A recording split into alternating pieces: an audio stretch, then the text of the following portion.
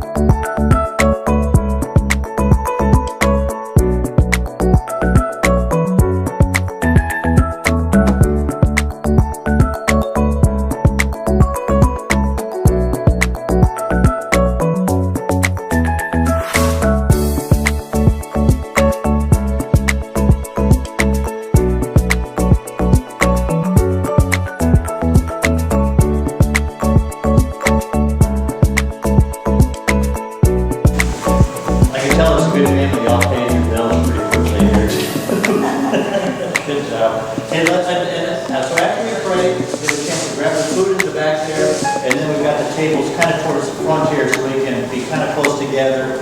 And if you didn't hear me say before, over dinner, maybe thinking, or lunch, be thinking on those 3x5 cards of a memory you'd like to share after lunch. And so it's just to jog your memory, clear your thoughts on what you might want to talk about. Okay, so let's talk about this. And we should also just take a minute and thank Charles for arranging this. So let's take a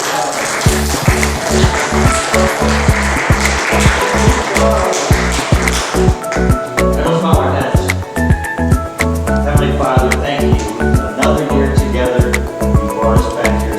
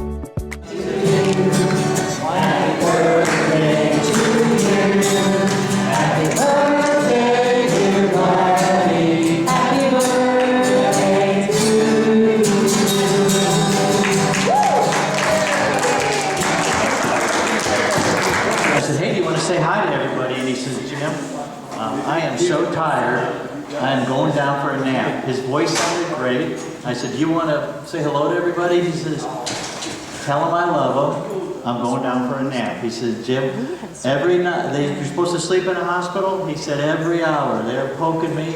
He said, I'm a big guy. The bed was not a big bed. He said, about 1:30 in the morning, I got up and I got in the visitor's chair, and I slept better there than I did on the bed. So, but anyway, sounds like his voice sounded great. I thought he was really doing good. I think the intent of sharing memories is usually when families get together, that's what we do. We share memories. But when you've got like just a few hours, it's hard to really share those memories. And for the younger people, this is where we kind of pass down who we are and what we're all about. And some of the common things, most of them are good memories. Not all of them, but Marion and I were saying those are kind of punctuation points to the good memories. So I said the people that have been around the longest have the best memories to pick from. So I kind of like to hear from them. And I don't know. And I think when you do your memory, I think if you want to spend a half hour, that would be for another time. But if you kind of keep them nice and quick. Not too long, but I think you guys get dibs on the longer memories too. So, Marion, do you want to start us out? Yeah, I guess so. Oh, I have to say. Well, I think... You think they want to hear me, I don't think you? we hear you. Okay. When I was about 7 years old, I remember being at Nanny and Grandpa's house. All those kids were playing out in the yard, and I needed to go to the bathroom, but I didn't want to waste any time, so I went running to the bathroom. The door was slightly open, and I kept running into the bathroom. And who was sitting in there? The one we all feared. I had never heard all of the salty language, and I didn't hear all of it then because I didn't stop. I turned around and ran out. Grandpa had an extensive vocabulary of the salty language. Yeah. Yes, good story. So, am I supposed to? You can pass it on. Judy. So I have enough hands. I know why you told us to write it in this, so we can go so on.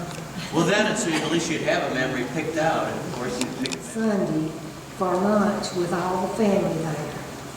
She had a self-player piano, and the young people don't know what that is, but it's a piano and you could put what we call a rotary on it, and then they had pedals and you pedal, and it would play the piano. And we just loved it. Of course, Marion could play it without the notes. Yeah. I couldn't. And I remember that, and we all really enjoyed it.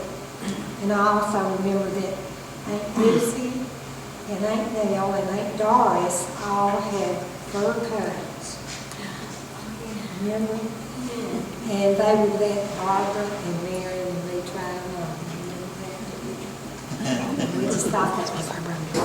We thought our aunts were, or I did, we thought our aunts were so beautiful. And our uncles, especially the ones that had been in service. And I always thought of them as heroes. And I remember the first men that I remember wearing aftershave lotion was my uncles. And I always thought, well, Uncle Walter, and I remember Kirby Tucker. He was a cousin of ours. Most of them don't remember.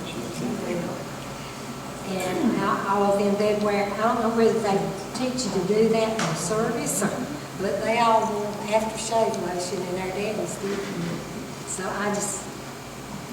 was Old Spice, and I fell in love with it. Classic. Yeah, and I still make sound wear it. And although most people make fun of it now, but I love it. Just like fruitcake. That too. I didn't really think of favorite story, but I always have to tell this one about Judy. I think I was 7, and it was my birthday, and I had a party, which I never had. I would remember 2 birthday parties. And anyway, Judy had on a hand-me-down outfit of mine. It was a blue skirt, a little white blouse, and a red jacket. Boy, did I And she loves, I know it. And it was my party now, and she came waltzing in my outfit, which in my mind was still mine, but I wasn't allowed to say that. And she looked all around, she said, well, I am the prettiest one at this party. And I thought that was awful, because I thought I was supposed to be the prettiest one at the party. You'd have kept that dress. I know.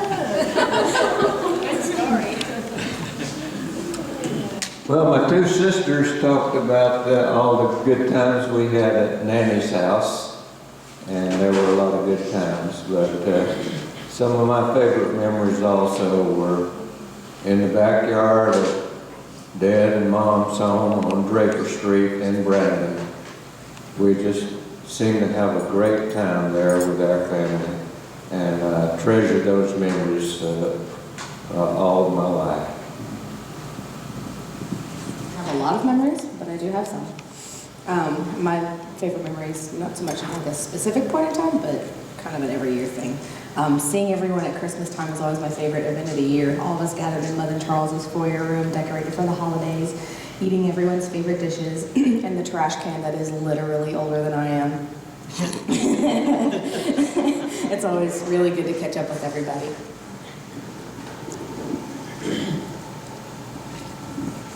I think the memory that I have the most from my childhood is going to Champ and Ida's house for Christmas every year. Because the whole place would be full of people, the kids would be running around. And then later on, watching movies that Pops would make from the old 8mm. And one of the funniest things I've ever seen in my life was a coffee mug that Buddy got. And in this movie, this Christmas, you keep watching it, about every 5 minutes, he would unwrap it right in front of the camera again, and you see that coffee mug go every time. So you saw the coffee mug like 12 times throughout the entire movie. Was it that many times? Well, okay, we'll go with 10. Good story. Well, shortly after married, we had been married a couple of years. So we went over to Nanny's house to have lunch. The whole family was there, and all the women was inside after we had lunch, and the men gathered up in a yard outside the house, which the house was very small anyway. And so the guys were just gathered up out in the yard, and we was all standing around talking. And John was always outspoken anyway, so he just stepped out in the middle of all the men, was more or less like in a circle like we are here, and he sort of stepped out in the middle.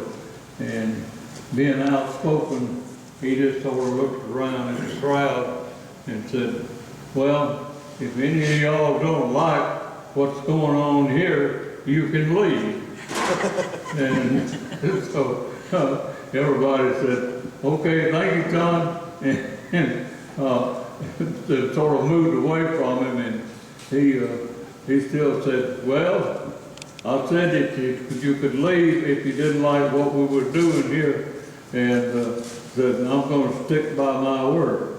Now, everybody can either stay or leave. It don't matter to me. And that's the way John felt.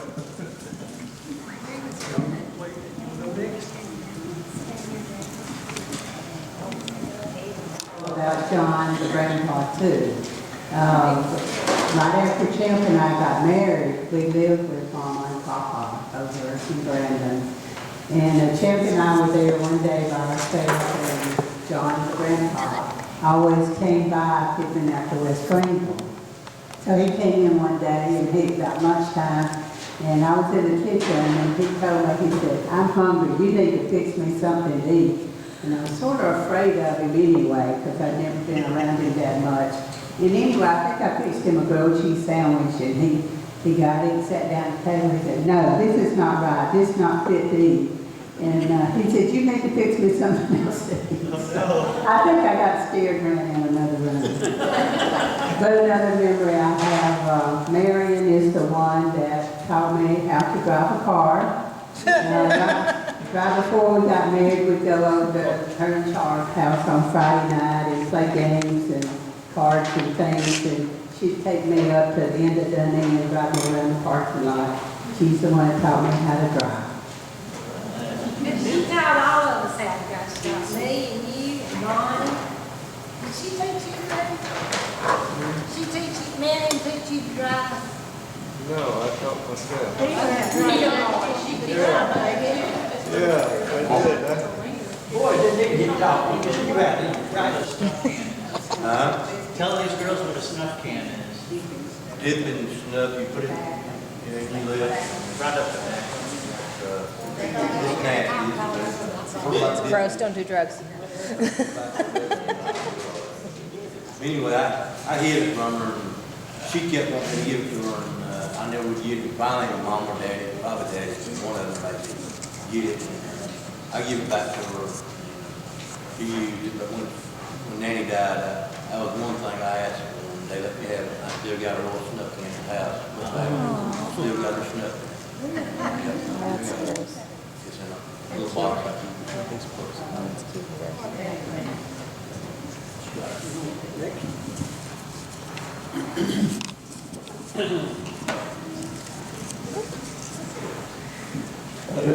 Okay, this is whenever we were pretty small. I can remember at Grandma Rose, we always called her Mau Mau. I don't know how that came about, but anyway, and whenever y'all were talking about Nanny's house, and you talking about, where did she live? The one on Link, okay, Well, I was okay. thinking about Nanny's house, which Rose and George provided that house that Nanny Yeah, lived in. And when Rose became a widow, she moved in with Nanny and they lived together. Right, okay. It was really Rose's house. right, okay, that's what I was wondering. Grandpa and Nanny lived there. Rose's house. Okay. Stop. That- Us older ones though were talking about Bennett Street. About what? Bennett Street. Bennett Street. Oh, really? Real Bennett. that's behind the duck mill. Huh? Behind the duck mill, right? Yeah. Okay. I'm on the down the street, over Harold across the street. Three things. I remember sometimes we would have a family dinner over at Uncle Harold's house. And he had that old back bedroom where he had old black and white TV, I'm sure it was, way back yonder. And I always liked the ladies and everything like that, and did then, and still don't care nothing about sports and baseball and football and all that garbage like that. Oh, I call it garbage, because I didn't ever hear nothing about it. All the men would just about go back in that back bedroom watching the whatever ball game or whatever race it was, something like that. And I do like races, but that's about all. And I'd sit in the front talking to everybody, because I felt like I've always been social. So that's one thing I remember about over at Uncle Harold's house. But at Nanny's house, two things that happened. I couldn't count how many times, but it's definitely several. But I've knocked those little snuff cans over the floor, and nasty mess, have to help clean them up. That I didn't like at all.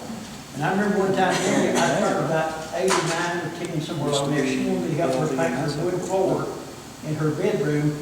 And it's the first time I ever took paintbrush and took paint in as well. And I painted myself into the back corner. And I had to then come across painted surface and touch it up again to get out of the room after I made a boo-boo, I guess, or whatever. So those are just some things I remember. You don't have to, do you? Yep, the same way. Yep.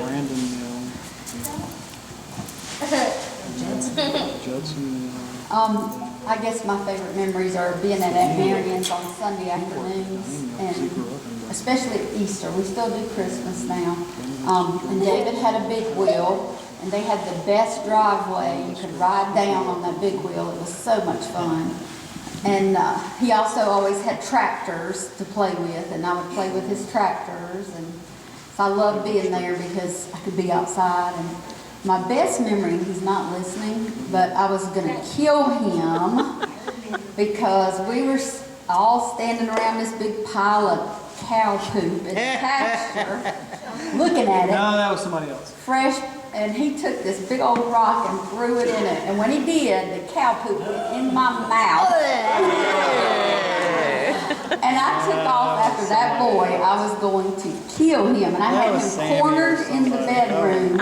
And my daddy came in at the last minute and wouldn't let me beat the tar out of him. That was your Your brother. daddy is here today only because of him.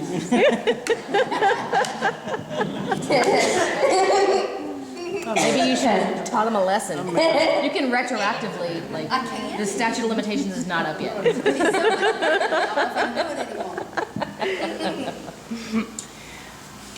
Well, I have a real serious one to share. You know, when we were young growing up, there's in our family, because Dad was never there, we don't have a lot of good memories of growing up, but God is good and gave me this incredible man over here for 28 years, so I've more than made up for it. But the memory I wanted to share is that Brenda, our cousin who will not come to these gatherings, called me a month ago and asked forgiveness. And I'll never forget that, because whatever I did to her, whatever I said, I don't even know as a child. I don't know what I did. But obviously it was something that hurt her, and she'd never told me what it was all these years, and I still don't know what it is, but God led her to call me and ask forgiveness. And I, of course, said, yes, I forgive you, and I wish you would come. And she said she would come if Steve would come, if her brother Steve would come. So, you know, maybe that's a small miracle. Maybe she'll get here one of these years. But anyway, I just want to share that because it meant a lot to me. And if I did anything to offend anybody, please forgive me. Amen.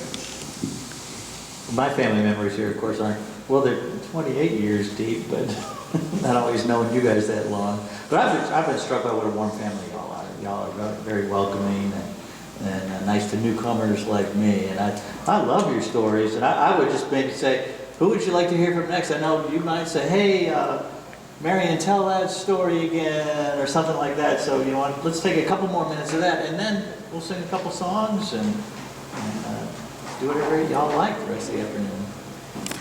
Marion's like the local historian for us, aren't you? It's over there. There was a Anyway, good they were one on the talking check. about living on Bennett Street.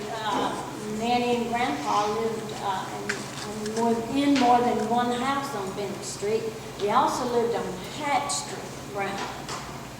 Now, the question that I asked, you know your ancestors, was which of our ancestors lived on a street that was named for a wheel. You need to get the mic a little closer to Which of our ancestors lived on a street that was named for one of their relatives? Did anybody guess who it is and what street it was? Smith. No, that was not the one I had in mind. It's a little older than that. Yeah, our ancestors didn't live. It's the cousins and aunts and uncles and things like that. Anybody guess? Okay. Was Hatch Street the street that Doris lived on too? Yes. Okay, and Mamie lived on that street too, didn't she, right? Hatch? Yeah. And Doris and Walter lived on Bennett Street too. They lived on Harold and Bennett as well? Nell. I remember living on Hatch Street. I remember playing Red Road out in their yard. Yeah.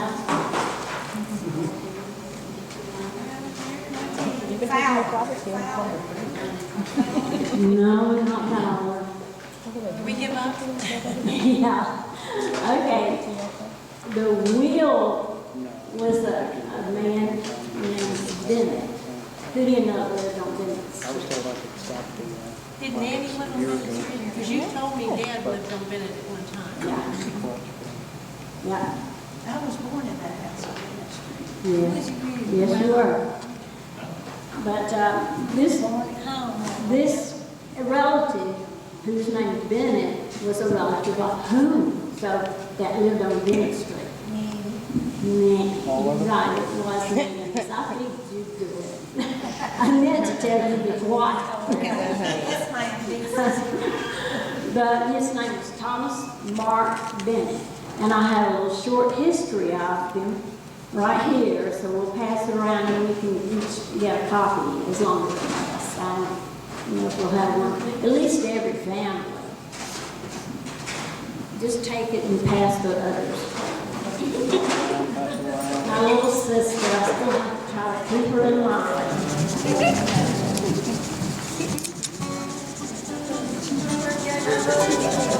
Bye, Thanks for coming. We're just going to do 3 songs unless you guys are dying to do more.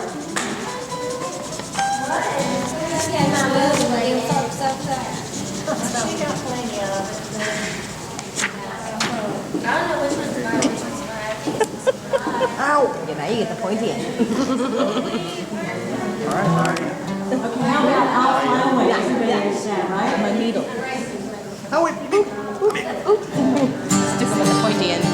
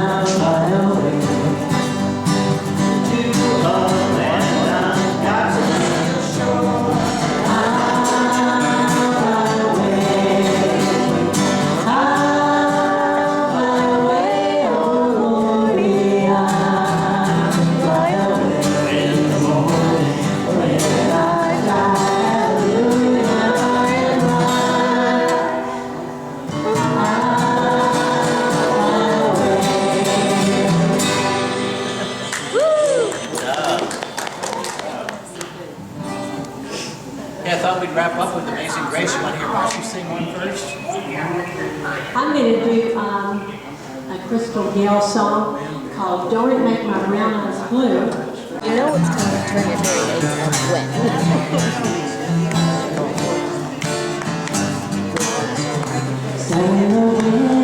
When I've been so blue, don't know what's happening.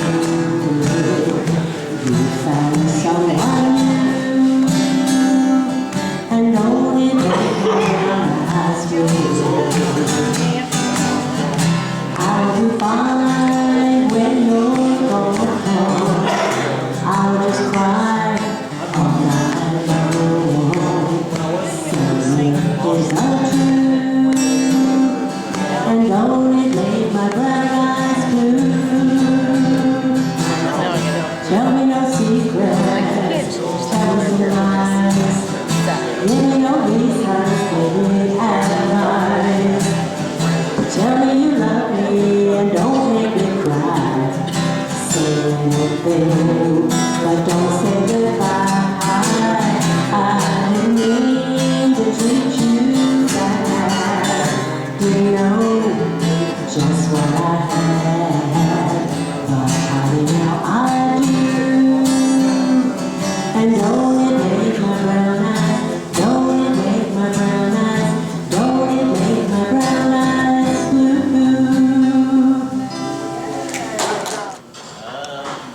Amazing grace, how sweet the sound that saved a wretch like me. I once was lost, but now I'm found. Was blind, but now I see. When we taught my heart to sing and erase my fears relieved. How precious is that grace of faith, the hour I first believed. When we've been there 10,000 years, bright shining as the sun, we know less days to sing God's praise than when we first become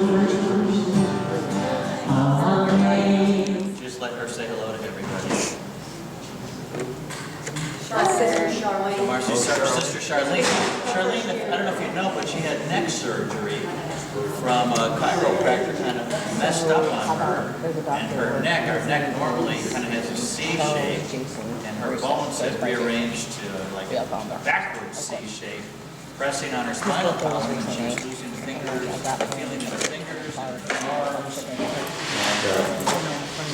And so she had an emergency surgery, but let's see if we can catch her at home. And she can just say hi to everybody.